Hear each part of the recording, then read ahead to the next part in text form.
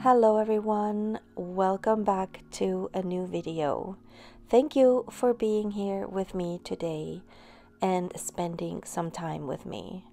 As you can see, I am still working with the Jean Haines watercolor set by Daniel Smith, and I'm also still using the Hahnemühle cold pressed watercolor paper.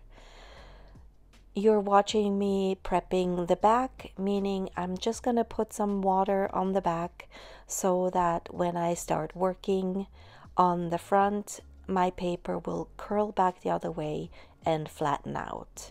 I like to do that so that I can work on a flat piece of paper and I don't have to struggle with it curling up on me.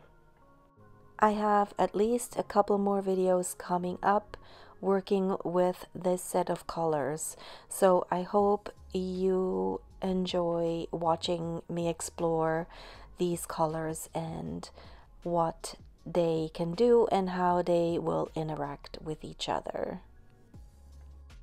Off camera, I have been working with them for quite a while now, and I have created quite a few pieces, and I think I am just going to make a little reel and put it on Instagram for you guys if you are interested to see what else I have created with these colors.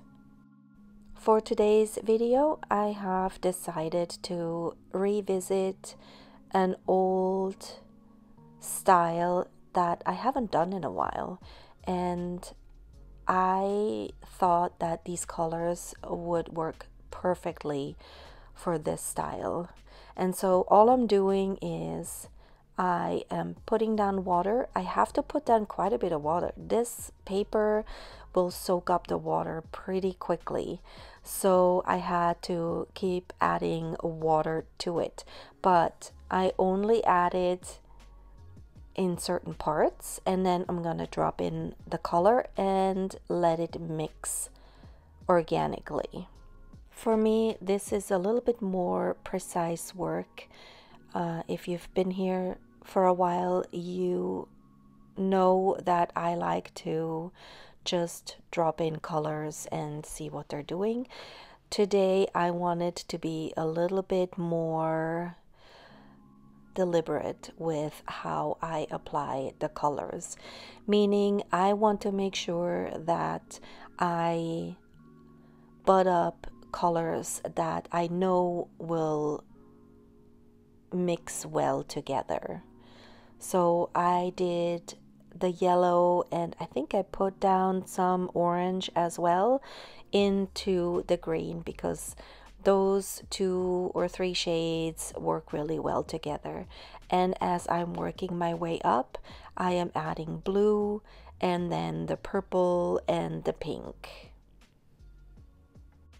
This part of the video I left deliberately at normal speed because it is just so fascinating to watch these colors mingle and interact with each other and create new shades of colors.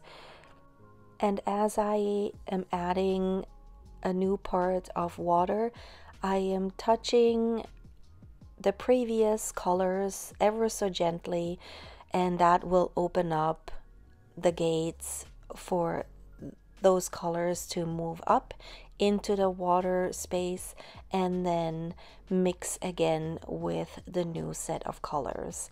And I just love watching that process. But if you're one of those people that don't really care for that part and just want to see the doodling part, by all means, speed it up, mute me, do whatever you need to do. I know I can't please everybody, so what you do on your end is up to you.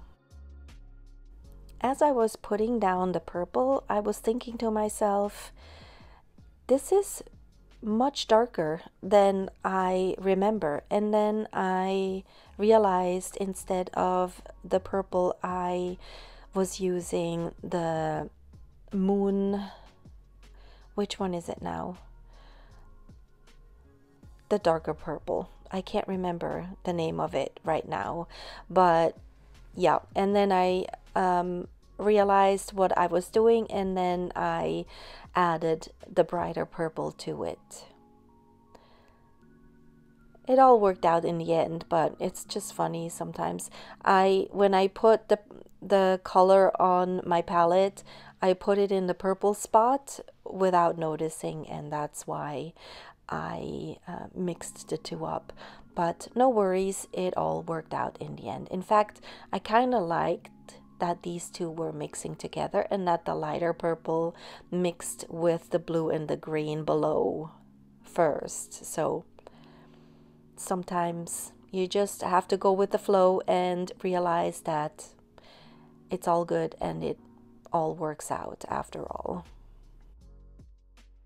Apart from laying down the colors the way I didn't really have an idea of what I wanted to do with the background once it was done. It kind of looks like a landscape to me a little bit, and having the landscape down below and then moving into the blues and the purples, which could represent the night sky, I thought that might work. But sometimes colors dry a lot lighter or different, and so I just needed to wait and see how they were drying until I was going to make a decision. A huge shout out to you guys in the comment section. Thank you so much for bestowing your wisdom upon me, because a lot of you came back saying that this pink is not a light fast color. In fact, I had to Google the word fugitive. Although I had an idea of what it meant, I wanted to really know what that meant in watercolors. This language is quite new to me, and I'm still learning with what things mean and what colors are made of.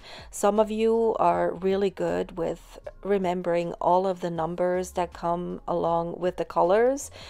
I don't think I will ever know all of those colors by number.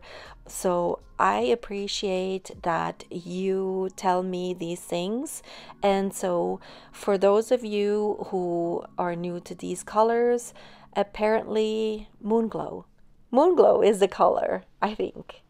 I'm still not 100% sure, but I'm pretty sure it's Moonglow. The Moonglow and the Opera Pink are fugitive colors, meaning they are not light fast and will fade over time. So that's what I have learned from all of you. So thank you very much for that. For me personally, I don't really care so much. I don't sell my paintings, and so I don't feel like I need to worry about it. I'm wondering if you could put a finish over it to make it more light fast. But if I ever were to do anything with these paintings, especially with these colors in it, I would probably just do it via prints. So, but for those of you who are more serious about your watercolors, you probably already knew this, but just for those of you who are new like me, that's what that means.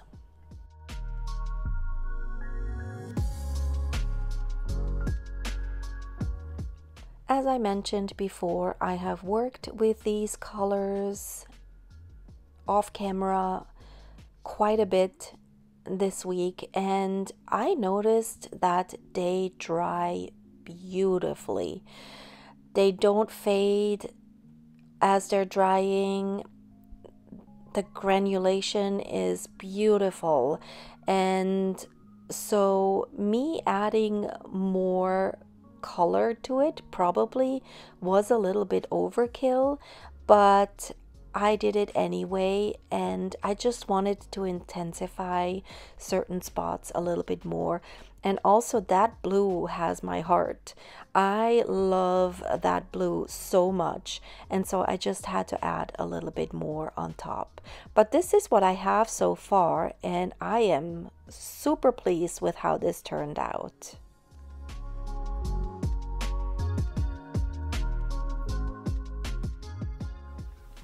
I use an old brush. I think I've mentioned this before. Not an old brush, but I'm using a brush that I don't really care for so much because the pigments get into all of the bristles and they're really hard to get back out. So I want to use a brush that I don't care for so much. And then I will just reuse that same brush. And I have a thinner brush as well that I use for like thinner lines. So I have this gold in this little space here, and what I do is I just reactivate it with water and continue using it, and when I feel like it's getting low, I will just add more, and this way I won't waste anything by having to wash it out and restart the process all over again. So I think I need a little bit more water in here because I might just want smaller droplets in here. This is fully dried now, and that way when I drop the gold on top, it won't disperse.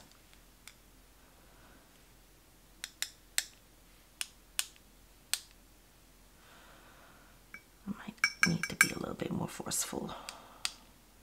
There we go.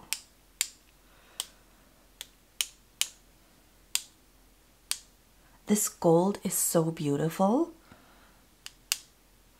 and so metallic, and I really, really love how it looks. In case you haven't noticed. How's that? I think that's better. There we go. Look at how beautiful this dried.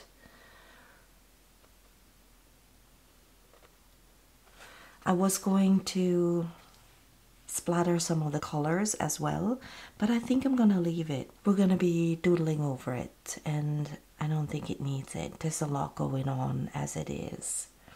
All right, let me let this dry, and then I'll be back for the doodling part. All right, so now everything is dry and I can start my doodling process. I have sped up some of the footage here just for convenience, so because a lot of that is repetition and it would just stifle the flow of the video a little bit too much, but I left the more important parts in, of course, and just hope that it has a continuous flow and is easy to watch this way.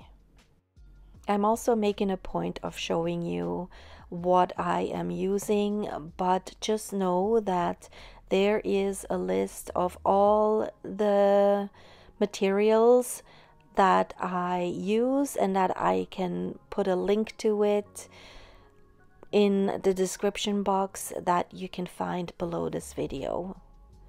Depending on where you watch your videos on, it might be a little bit more difficult to find, but it's there if you want to know what exactly I have been using.